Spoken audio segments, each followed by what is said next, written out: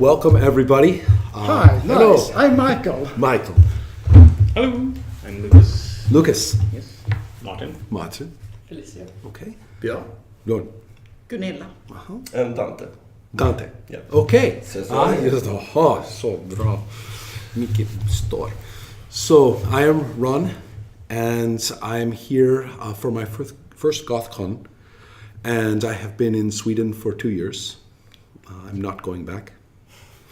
And I have had my company here at Play for 1 year, which I have focused becoming on international interactions first, and now that it is actually working, now it is time to tell the Swedes about it.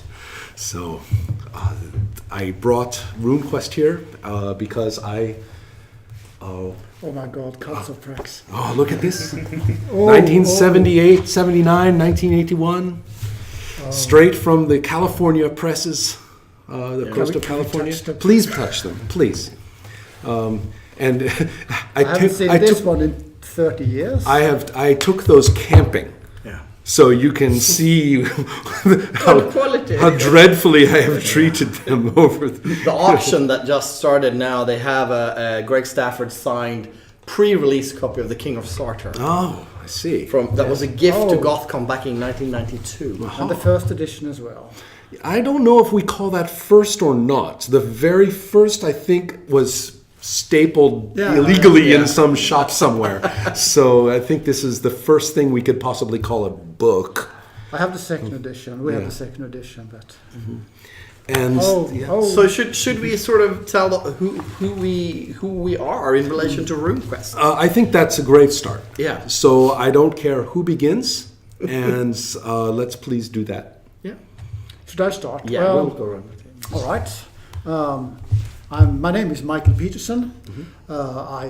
Me and Gunilla, we started writing professional for role-playing games in the early 1980s. So we actually wrote Mutant in 1984 and the rather infamous horror role-playing game Cult in I 1991. may have experienced a cultish thing or two myself. Yes. That's great. Since then we've been basically working in the science fiction bookstore in Stockholm, and we are also lately starting writing novels, professionally published novels. So we are writing a horror trilogy, published in Sweden by Fria Ligan, which is also going to be published in the US by the Perilous Worlds company. And now lately, and why we are here, we have been writing a scenario for the Swedish edition of Call of Cthulhu, and we are also very much involved in the Swedish edition of RuneQuest. Which was on the heels of the recent release of the first posthumous edition. Yes. Which has sold very well in our science fiction bookstore. So there is a demand for RuneQuest. As a publisher, I'm very happy to hear that. We have lots of pre-orders actually for the forthcoming books. So people like RuneQuest. What that isn't quite telling me, for both of you, if I can speak as collectively, is the relationship of RuneQuest to your personal histories. Oh yes. Should you or should I? Well, we started playing role-playing games in the early 80s. So naturally we stumbled into RuneQuest around maybe 83, 84.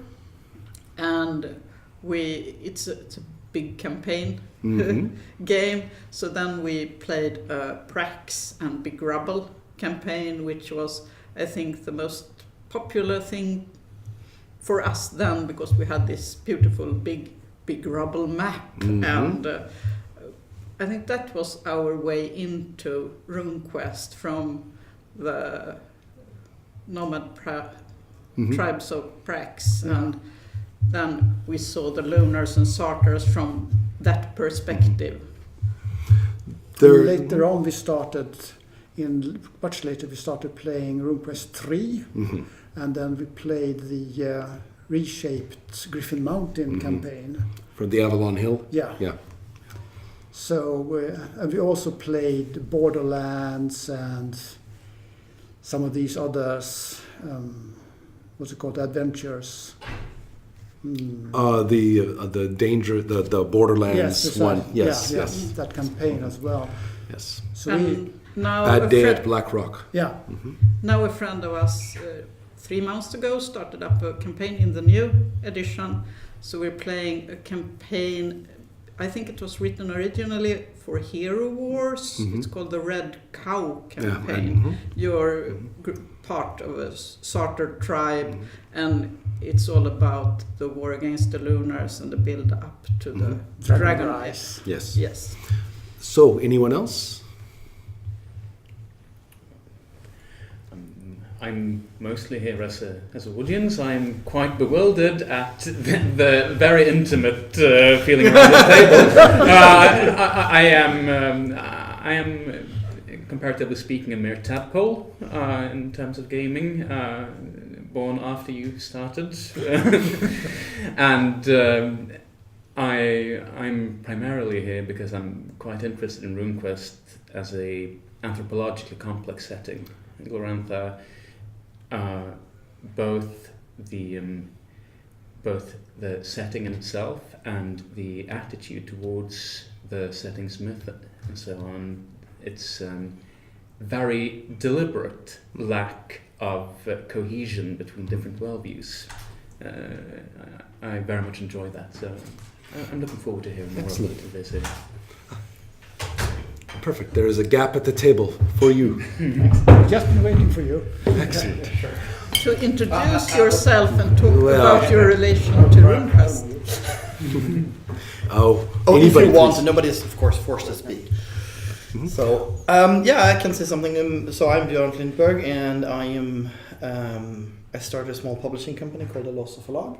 And last year at Gen Con, I met Greg Stafford, along with Fred from Cabinet Entertainment, Fredrik Manberg, who was sort of one of the people behind getting a whole line of Swedish RPGs, who ran the Swedish publisher, Target Games, back in the day. And we met up, and I managed to acquire the license for a Swedish edition of Call of Cthulhu. And then just a few months later, Michael O'Brien, who's the head of license at Chaosium, emailed me and asked if I wanted to do a Swedish edition of RuneQuest. And I said, well, let's. I played a lot of Chaosium games. You did not. You said yes. Of course. Of course, I said yes. But the challenge has always been, when it comes to publishing both Cthulhu, but even more so with RuneQuest, is that with the Swedish Cthulhu edition, there's no language barrier. In many of the other countries like Poland and Italy and Spain and France, making a local language edition is a given because the English level of the players is limited in many instances. So there's only a very small portion of people who are comfortable in doing English language read and playing. In Sweden, however, very few gamers that play the type of games that we're talking about, both with regards to Cthulhu and RuneQuest, they don't back off because it's in English. So how can we evolve these games to make it interesting to buy the Swedish edition rather than the English language edition? But I also knew that was going to be more of a challenge, because with Cthulhu you can say, oh, let's do Cthulhu but in Sweden and Scandinavia, and then you have a new setting, and that will be very interesting for everybody.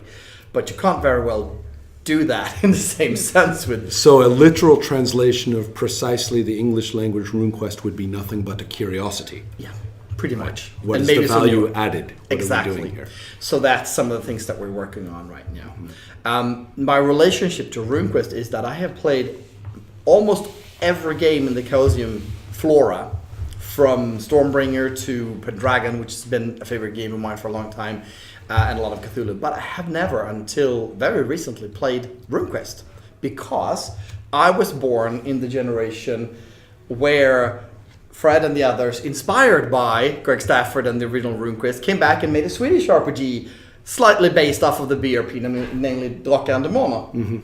So that's the game that we grew up with. On the other hand, having studied history and theology and political science and having my entire academic degree in these fields, my first contact with it was just love at first sight and diving into this rich flora of a world that has so much history, so much reality. It's like a smarter version of most other gaming worlds. So I'm very thrilled with it. And so far the response has actually been lovely, not only with Gunilla and Michael, but also Anders Blixt, who's have been, and Dante and I have had some very fruitful conversations today. So a lot of the old guard are really hyped about the RuneQuest release in Sweden, which makes me very happy, because this is where Call of Cthulhu is a publishing project and a commercial project in that sense that it's supposed to make money and make people happy. I think RuneQuest is going to be very much of a love project and a community. I know the feeling right now. There's another older game from about the same time called Champions, which is like BRP, is one of the most influential role-playing games ever published. Yeah. And I have currently been hired to produce a version of Champions which is based more on the original version. I think it took a wrong path in its history and made a case for that, and they said, okay, do your version based off when you think is the right jumping point.